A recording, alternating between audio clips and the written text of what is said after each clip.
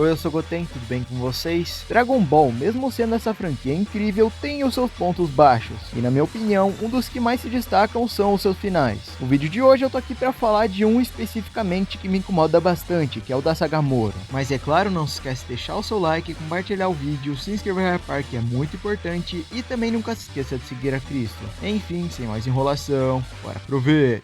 Primeiramente, antes da gente tentar consertar esse final horroroso, a gente tem que saber o porquê que ele é horroroso. E é sério, o que não falta nisso aqui é defeito. E eu digo isso como alguém que gostou bastante da saga Moro. E o problema já começa um pouco antes do terceiro ato começar. Nesse caso, é quando o Vegeta tá enfrentando o Moro e acaba perdendo. E por que exatamente isso seria um problema, Goten? Simples, meu caro, porque a saga Moro inteira constrói as coisas para que o Vegeta seja o destaque. Mas quando chega na hora de botar a cara a tapa e fazer ele vencer, ele não vence. E eu nem digo isso porque eu preferia que ele vencesse, eu prefiro o Goku mesmo. E muito menos pelo fato do Vegeta ser desrespeitado, porque como eu falei, a saga inteira puxa o saco dele, mas sim porque isso acaba sendo um grande erro de escrita. Toda a jornada dele, seja por ele enfrentar o Moro pela primeira vez, as cenas dele em Namekusei, ele ter ido pra Yardrat, toda a construção foi para ele derrotar o Moro, e no fim, ele não conseguiu. De uma forma bem tosca. E o que o Moro faz? Ele absorve o 7-3. E como ele faz isso, eu não sei, porque ele literalmente nunca tinha feito isso antes. Literalmente, o ponto do Moro era que ele poderia absorver energia. Ponto. Ele podia absorver Ki, mas aí do nada ele pensa,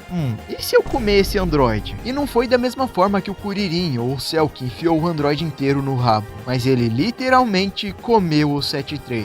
Mas dando uma colherzinha de chá, depois que ele vira o Moro 7-3, tem uma cena simplesmente incrível, que no caso é a cena que ele simplesmente estompa os Guerreiros Z. Ele literalmente quase matou todo mundo. Essa cena pelo menos eu tenho que elogiar. E aquela cena dele perfurando o Goku então, perfeita. E é aqui que eu tenho mais uma reclamação, que no caso é sobre a relação do Goku com o Meros, já que ela vai ser importante para a história agora. E eu não tenho muito o que dizer, porque é simplesmente uma relação que não é aproveitada. O Goku só vai virar realmente amigo do Meros uns 4 capítulos antes do mesmo morrer, então não é aprofundado o suficiente para que você se importe com ele, apesar do grande carisma do personagem. Só que ainda assim, a cena da morte do Meros ainda é bem legal. Para mim o problema é a cena que vem a seguir, e eu sei que se trata de uma reclamação meio exagerada, mas logo após o Meros morrer, ele tem um diálogo com o Jaco, que eu pessoalmente acho um diálogo ruim. E na verdade, o simples fato dessa cena ser logo depois da morte do Meros, pra mim estraga um pouco. Mas até aí tudo bem, eu admito que pode ser um exagero meu. O Goku se transforma e é aqui que nós temos basicamente a melhor batalha de Dragon Ball Super. Pelo menos falando da versão do mangá. Goku vs Moro é simplesmente incrível, não tenho o que acrescentar e nem o que tirar. O Toyotaro literalmente escreveu essa luta com a caneta pegando fogo. O problema é que ele incendiou tudo depois disso.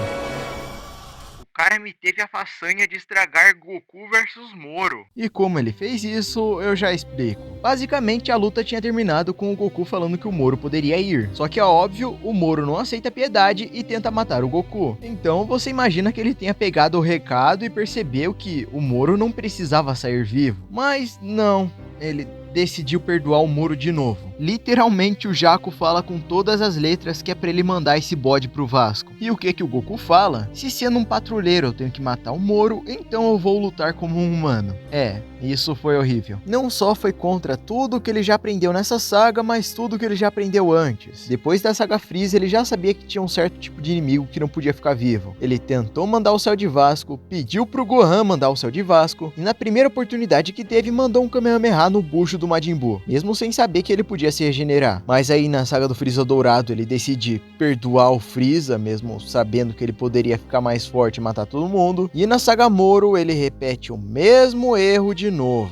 Mas tudo bem, vamos ignorar isso. O Moro vai lá e diz: eu copiei o poder do Meros. Um anjo. Ele conseguiu tocar em um anjo. Não, Goten, mas ele pegou o Meros desprevenido. O Whis literalmente desviando de um teletransporte. Aí ele vai lá, tem o seu segundo round com o Goku, que é legalzinho, só que o poder de anjo acaba que é muito pra ele. Então seu corpo começa a se expandir e ele simplesmente vira o planeta. E desde quando ele faz isso, Goten? Eu não sei, meu amigo. Ele literalmente inventou que pode virar um planeta. Então, você espera que agora sim o Goku mate ele, não é? Não é?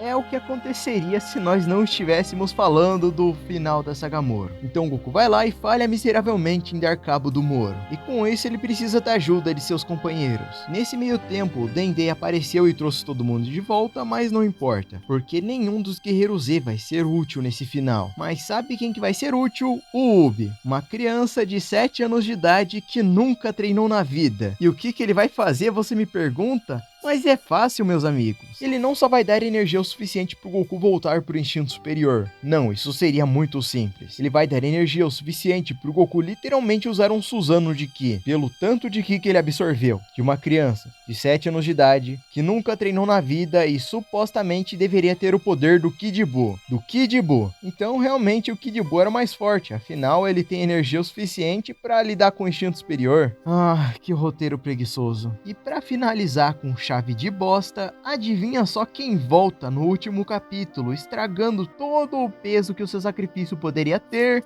Ele mesmo. Joel! O Tiririca!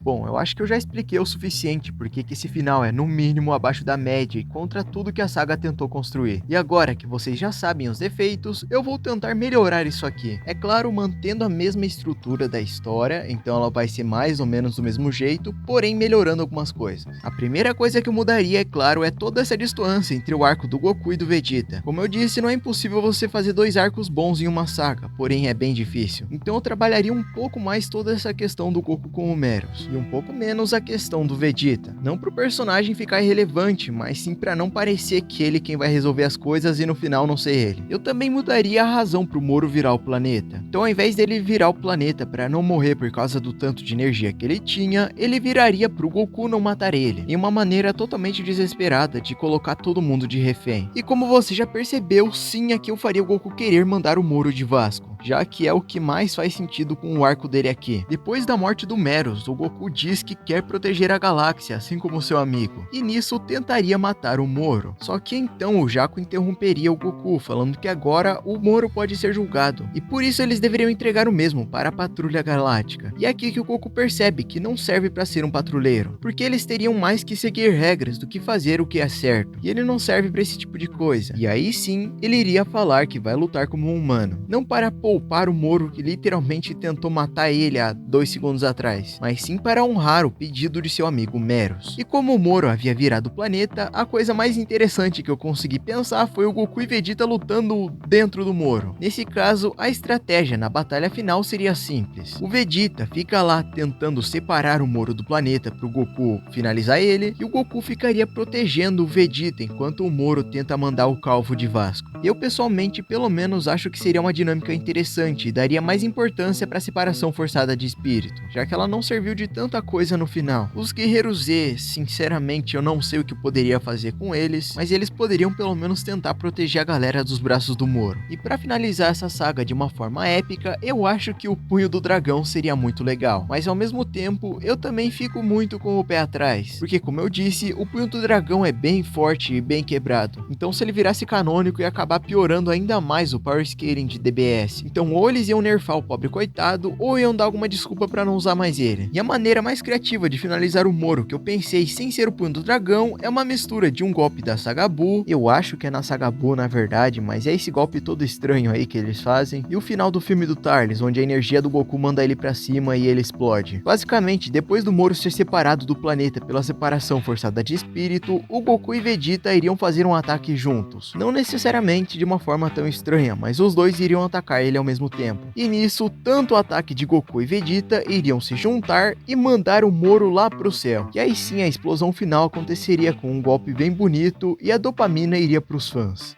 E não, o Meros não voltaria à vida só pra ser um figurante. Mas enfim.